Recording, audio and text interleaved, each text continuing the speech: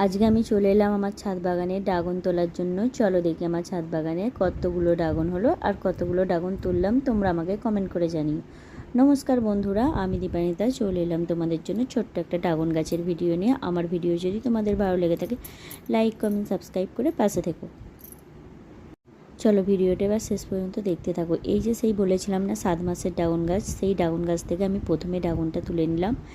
আর এই দেখো আমার ড্রাগন তোলা হয়ে গেল, পরের গাছটা থেকেও তুলে নিলাম। এই ড্রাগনগুলো যেহেতু একটা গাছে একটা করে হয়েছে, ওই জন্য ড্রাগনগুলো একটু বড় হয়েছে। চলো আমি এবার বাকি গাছগুলো থেকে ড্রাগন তুলে নিই।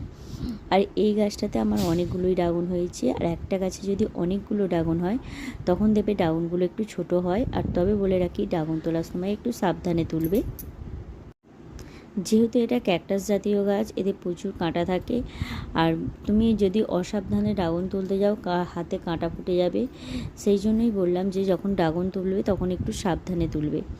চলো তোমাদের সাথে কথা বলতে বলতে আমার এই গাছেরও ড্রাগন তোলা হয়ে গেছে, এবার বাকি ড্রাগনগুলো তুলে নিই। আর তোমরা দেখতে থাকো আমি আমার ছাদ বাগান থেকে কতগুলো ড্রাগন তুললাম। আর আমি কিন্তু এই প্রথম আমার ছাদ বাগান থেকে একসাথে এত পাকা ড্রাগন তুললাম। আগে আমি ড্রাগন তুলে খাওয়াও হয়েছে, কিন্তু একসাথে এতগুলো পাকেনি, যেহেতু আমার গাছ ছাদ বাগানে সেইভাবে ছিল না। আর এগুলো আমি নিজে হাতে চারা তৈরি করেছি। আর ড্রাগনগুলো তুলতে তো আমার ভীষণ মজা লাগছিল।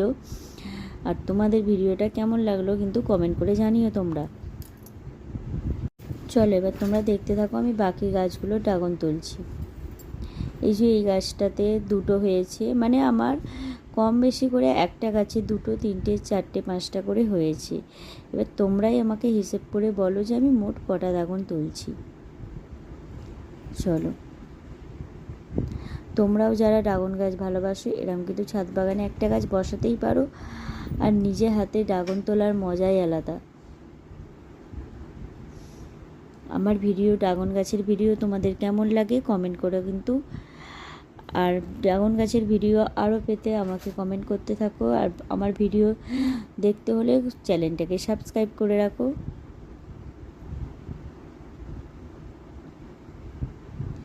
এই দেখো আমার সব গাছের ড্রাগন তোলা হয়ে গেছে। আর ওই ড্রাগনটা আমি একটা রেখে দিলাম, ওটা আমি পরে তুলবো, একবারে তো সব তোলা যায় না, ওই জন্য একটা রেখে দিলাম। আর আমার ভিডিওটা তোমরা এতক্ষণ ধরে দেখার জন্য তোমাদেরকে অনেক অনেক ধন্যবাদ। এইভাবে আমার পাশে থেকো। চলো আজকের মতন টাটা।